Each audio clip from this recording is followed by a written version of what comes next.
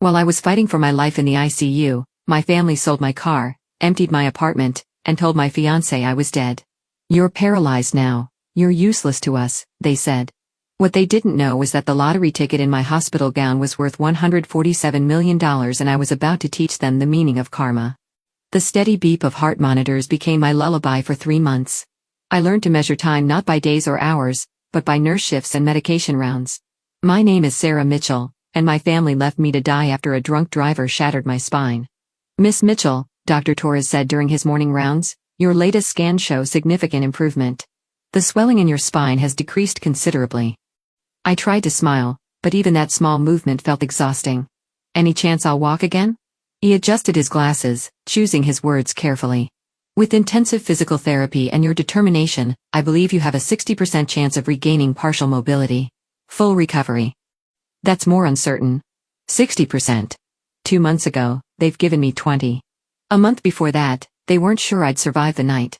Progress was progress even if my family couldn't see it. Has anyone? I hesitated. Has anyone from my family called? The flash of anger in Dr. Torres' eyes answered before his words did. No. But your friend Lisa has been checking in daily. She's actually in the waiting room again. Lisa. My best friend since college, hope and more of a family to me in the past 3 months than the people who shared my blood. She walked in as Dr. Torres left her familiar perfume cutting through the antiseptic hospital smell. "Hey, warrior." She smiled, setting down her usual offering of contraband coffee. "Ready to hear what those vultures did now?" I nodded, bracing myself. Since the accident, my family had been systematically dismantling my life under the guise of helping. "They sold your car yesterday," she said, her voice tight with controlled rage. "Your brand new Tesla, the one you saved 3 years for. Your brother James is driving it now." I closed my eyes remembering the day I bought that car. My first major purchase after making partner at my law firm. My mother had called it a waste of money then. "You should have given it to your brother for his business." "What else?" Lisa hesitated. "They've been telling people you're, well, basically brain dead. Your father told your firm you'd never practice law again. They're trying to get power of attorney." A bitter laugh escaped me. "Let me guess. So they can manage my assets." Your mother's exact words were, "Sarah, I won't need money where she is now." The same mother who'd taken my college fund for my brother's failed startup. The same mother who'd told me at 18 that girls didn't need education, just good marriages. The same mother who'd called my law degree a waste of time. They don't know about the trust, do they? I asked. Lisa's smile turned wicked. "No. Your grandmother's ironclad trust is still safely out of their reach, and they don't know about." She glanced around before whispering the ticket. The ticket. The lottery ticket I'd bought the morning of my accident, tucked into my wallet and forgotten until Lisa found it while gathering my personal effects. The ticket we hadn't checked yet becoming our private symbol of hope. "Still don't want to check the numbers?" Lisa asked. "Not yet.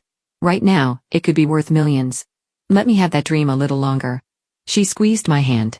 "Your physical therapist says you're making miracle progress. You might not need lottery millions." I agreed, but revenge millions would be nice. The conversation paused as my afternoon nurse, Maria, came in to check my vitals. She'd become another ally in my corner. Her quiet efficiency matched by fierce protectiveness of her patients. "Your mother called the desk again," Maria reported, checking my wanted to know if you'd signed any documents today. I told her patient information is confidential. "They're getting desperate," Lisa observed. "The firm's partnership buyout must be coming up." "Yes. The buyout.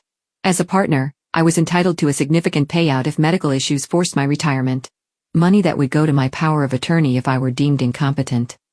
"They won't get it," I said firmly. "I didn't survive 3 months of ICU to let them steal my life again." Lisa pulled out her tablet, her journalist instincts kicking in. "Let's review what they've done since your accident. Sold your car without permission. Emptied your apartment, claiming you donated everything. Told your fiancé you were brain dead and he should move on. Try to access your bank accounts. Spread rumors about your mental capacity. Attempted to gain power of attorney through questionable means. Don't forget they told my firm I was vegetative." I added, "Despite Dr. Torres sending weekly reports about my cognitive function being perfectly intact, your father actually tried to clean out your office last week," Lisa revealed. Security stopped him. Apparently, he was saying something about family rights. The same father who told me law school was for men, who'd refused to attend my graduation, who'd called my partnership luck, not skill? "Miss Mitchell," a new voice interrupted. "Hannah from hospital administration.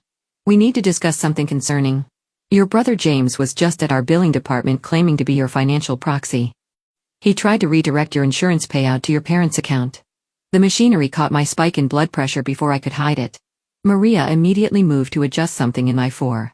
Deep breaths, she instructed. Your spine needs healing, not stress. Did he succeed? I asked Hannah. No.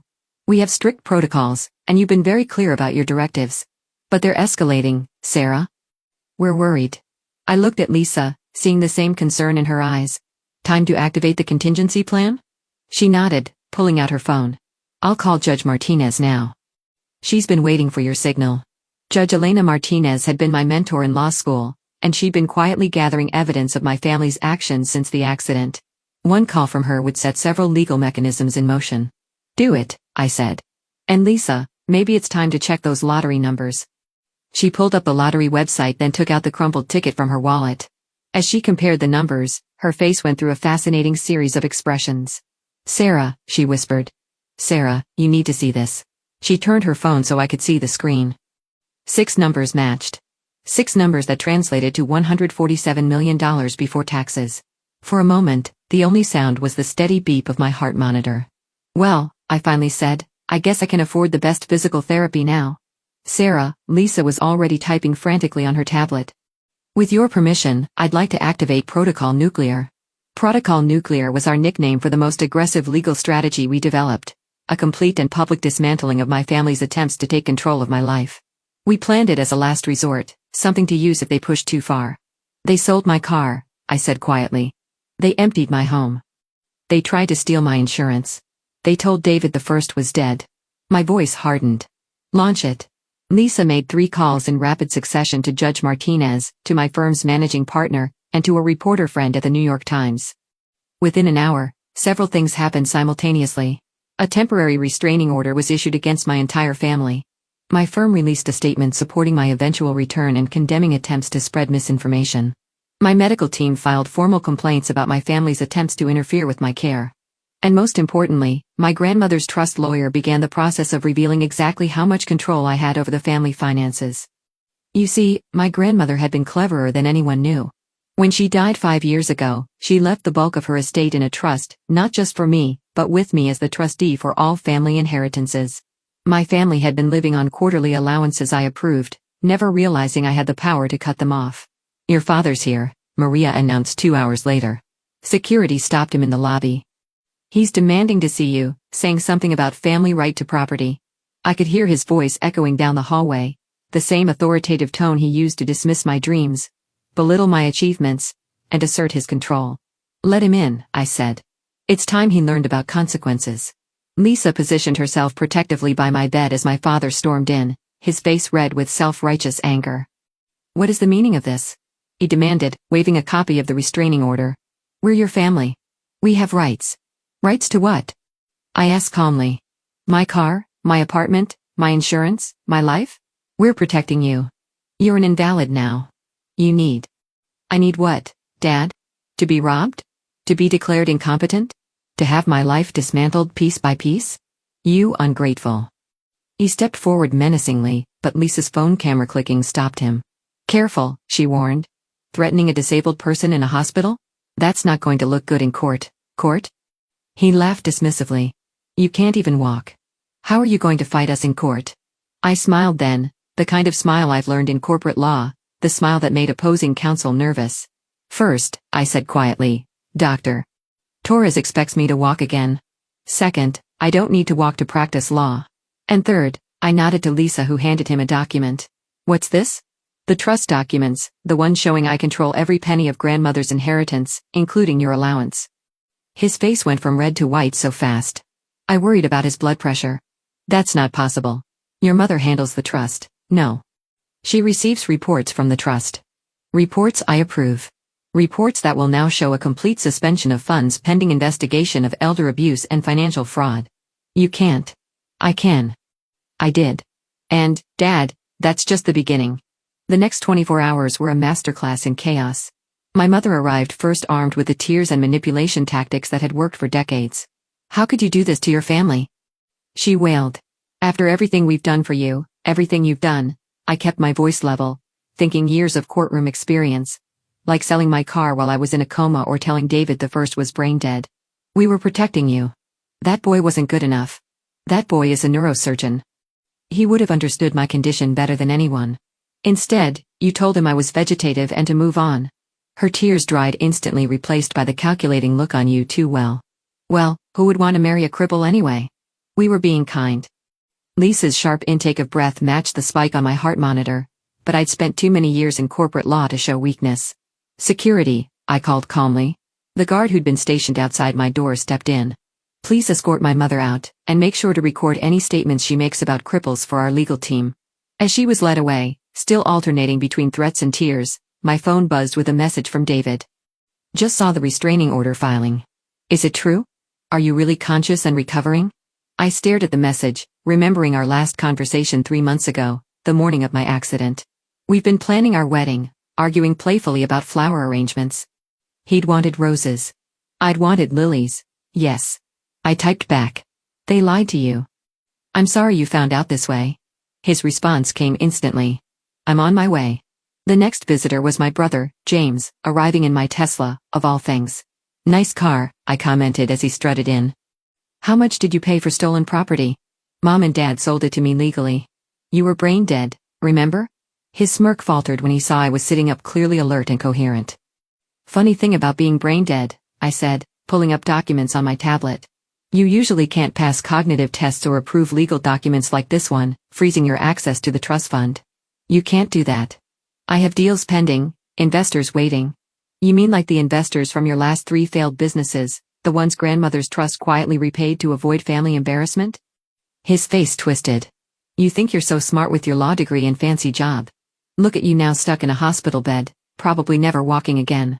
You're nothing. And yet, I smiled. I'm still more successful from this hospital bed than you've ever been. By the way, how are you planning to make the Tesla payments without the trust money?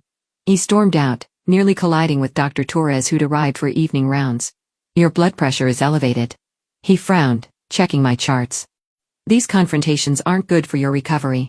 Sometimes healing requires removing toxic elements, I replied. How's my spine looking? The latest scans are promising. The experimental treatment seems to be working better than expected. With intensive therapy, you might be walking sooner than we thought. Lisa, who'd been quietly documenting everything from the corner, looked up. Soon enough for a court appearance. Dr. Torres smiled, perhaps. But first, you have a visitor who actually has your best interests at heart. David walked in, still in his surgical scrubs, looking like he'd run all the way from his hospital across town. He stopped at the doorway, taking in my appearance, thinner, paler, but very much alive and aware. They told me you were gone, he whispered.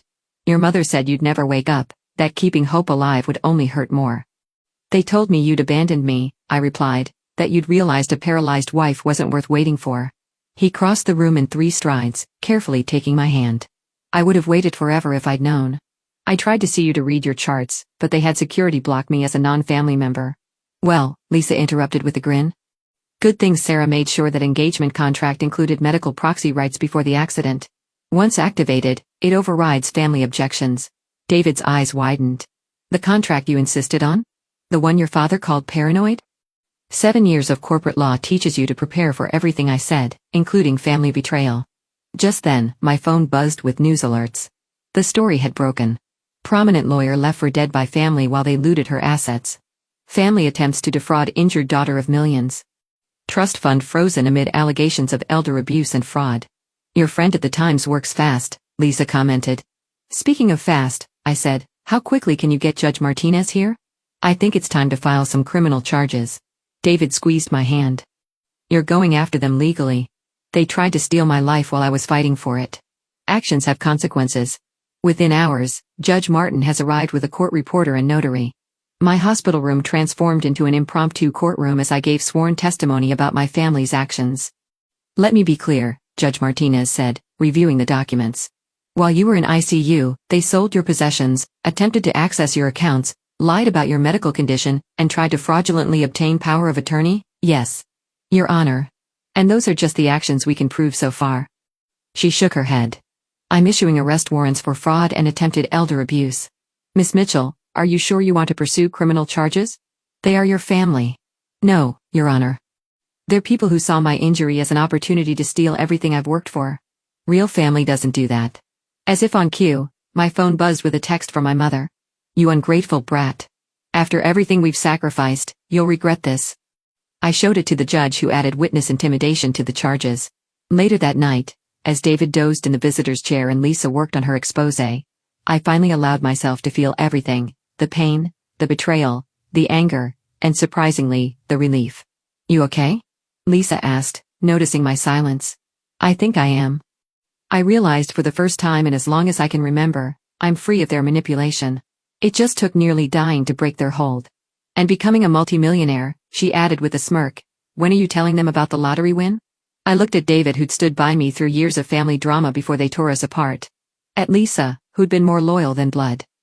At Dr. Torres's latest scan showing my spine healing better than anyone expected. Let's wait until they're in court, I decided. I want to see their faces when they realize what they threw away. Because sometimes, the best revenge isn't just surviving, it's thriving in ways your abusers never thought possible. The media circus exploded over the next week. Every major network picked up the story. Successful lawyer left for dead by greedy family.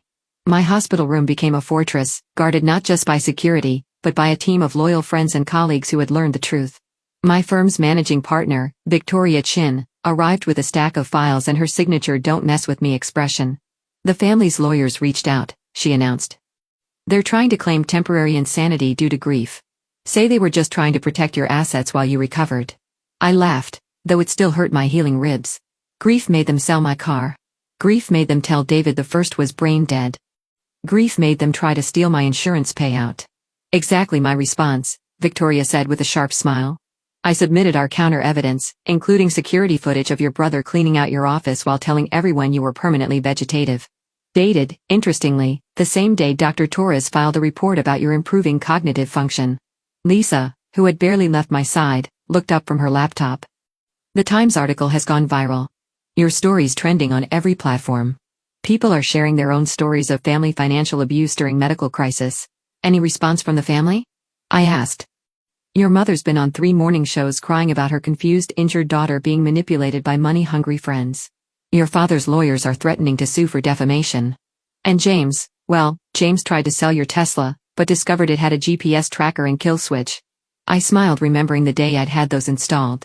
Paranoid, my father had called it prudent, I'd replied. David returned from his shift in the neurology department, still in scrubs, but carrying a thick file. I've reviewed all your scans, he said. His doctor voice mixing with fiancé concern.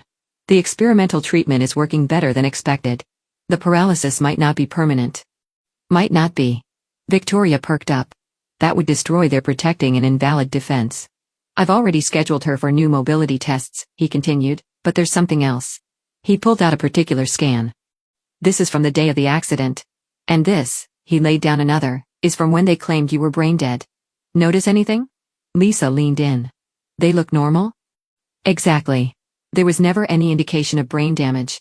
They lied about your cognitive state while having access to clear medical evidence proving otherwise. Victoria's smile turned predatory. Medical fraud. That's a felony. Just then, Maria rushed in. Sarah, you need to see this. Your brother's on live TV. We turned to the small hospital television. There was James in what I recognized as his businessman suit, speaking to a sympathetic interviewer. My sister was always unstable, he was saying. Obsessed with control. She used our grandmother's trust to manipulate the family. This whole lawsuit is just another example of her trying to hurt us. The interviewer nodded compassionately, and the car sale. She verbally gave me permission. She was having a lucid moment. Stop the recording, I told Liza, who was filming everything. We've got him on record now. Perjury, Victoria noted. He just claimed you gave verbal permission while simultaneously claiming you were brain dead. My phone buzzed. A message from Judge Martin S. Arrest warrants executed. Your parents and brother are being taken into custody now. As if on cue, the live interview was interrupted by police officers entering the studio. James's face transformed from sympathetic victim to trapped animal as they led him away in handcuffs. What's our next move? Lisa asked. I looked at David, who nodded encouragingly. Time to show them what they threw away. Victoria, can you arrange a court appearance in your condition? Dr. Torres says I can manage a short wheelchair appearance. I want them to see me, really see me. 3 days later, I was wheeled into the courthouse through a side entrance to avoid the media frenzy. My family was already there, looking significantly less polished in their prison jumpsuits. "I'll rise," the bailiff called as Judge Martinez entered. My family's lawyer immediately stood. "Your Honor, my clients request a continuation." "They're not prepared." Like Miss Mitchell wasn't prepared to have her life stolen while fighting for it. Judge Martinez's voice could have frozen fire. Motion denied. "Miss Mitchell, are you able to make a statement?" With David's help, I managed to stand gripping the wheelchair's handles for support. The gasps from my family were audible. "But she's paralyzed," my mother blurted. "She's supposed to be paralyzed." "Supposed to be?" Judge Martin has seized on the words. "Mrs. Mitchell, are you saying you wanted your daughter to be paralyzed?" "I know. I meet." What my client meant, their lawyer interrupted, is that she was told by medical professionals by whom David stood.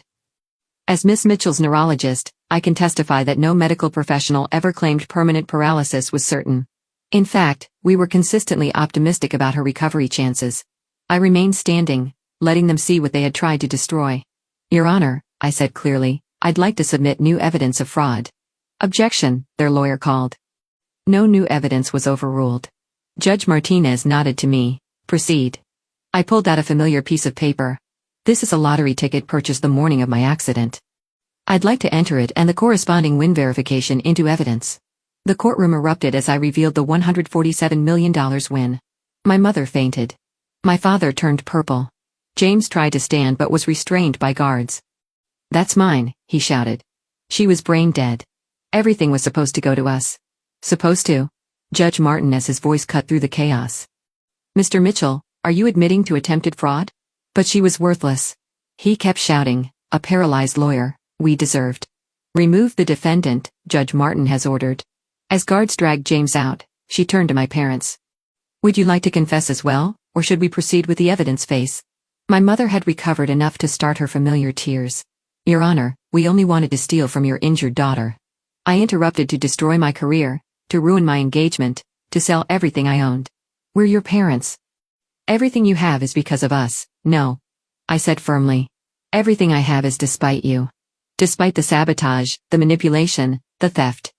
And now, thanks to your actions, everything you have is gone too." Victoria stood. "Your Honor, we move for immediate asset freezing and full trust revocation." "Granted." Judge Martinez looked at my family with disgust. "I'm also ordering psychiatric evaluations. Anyone who would steal from their injured child clearly needs mental help."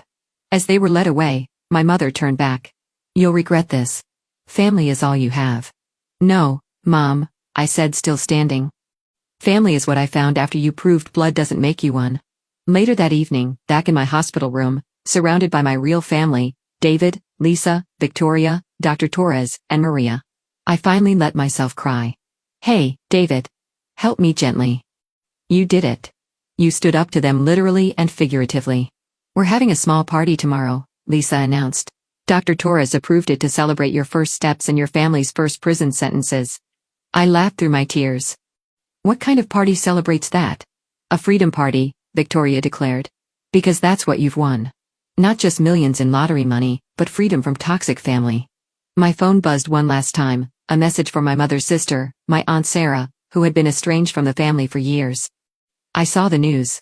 They did the same to me 20 years ago. You did what I couldn't. You fought back. I'm proud of you, niece." Looking around at my chosen family, I realized something profound. Sometimes the worst actions bring the best outcomes. My family's betrayal had shown me who really deserved to be called family. So Lisa grinned.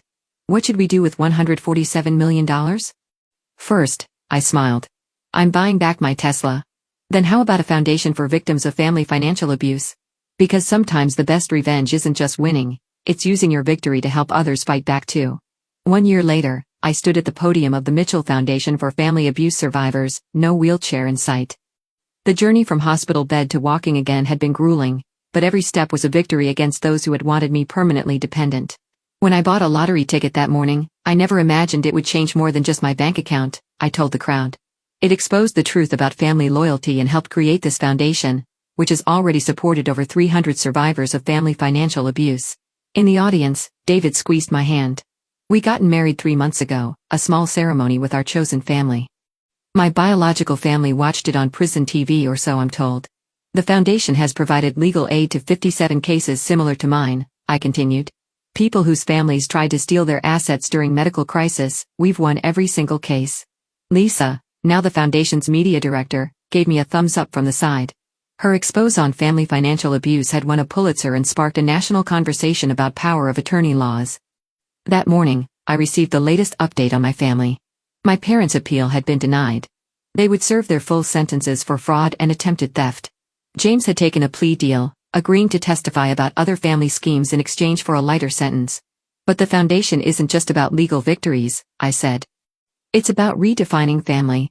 Blood doesn't make a family, loyalty, love and respect do. Victoria, now a board member, nodded from the front row. She helped draft new legislation protecting incapacitated individuals from family fraud, dubbed the Mitchell Law. After the speech during the reception, Dr. Torres approached me with news. The experimental treatment we use on your spine, it's been approved for general use. The grant from your foundation made it possible. How many people will it help? I asked.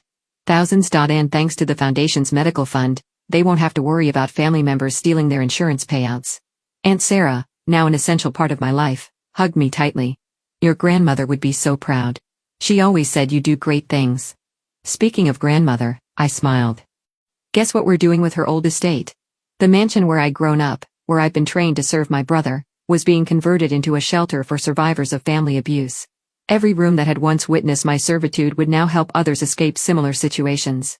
The irony is perfect, Lisa grinned. Your family's shrine to control is becoming a sanctuary for survivors. My phone buzzed. A message from the prison chaplain. Your mother requested another meeting. Your father says he's ready to apologize. I showed it to David, who understood without words. We'd been through this before. Their attempts at manipulation hadn't stopped just because they were behind bars. Still not ready? He asked gently. Maybe someday, I replied, when their apology comes from genuine remorse, not a desire to access my lottery millions. Later that night, as we celebrated the foundation's first anniversary, I looked around at my true family, David, Lisa, Victoria, Dr. Torres, Aunt Sarah, and countless others who had stood by me when blood relations failed. You know what's funny? I told David as we danced slowly, my spine still had good days and bad days. They thought they were destroying my life, but they actually helped me build a better one. How so? Their betrayal led to the lottery discovery, which funded the foundation. Their abuse exposed a nationwide problem we're now fighting. Their attempts to keep me dependent pushed me to help others become independent. Poetic justice, he smiled. More than that, I said, watching Lisa show off her engagement ring to a wonderful reporter who'd helped break my story. It's proof that family isn't about blood. It's about choice. And I choose this family, the one we built from the ashes of betrayal.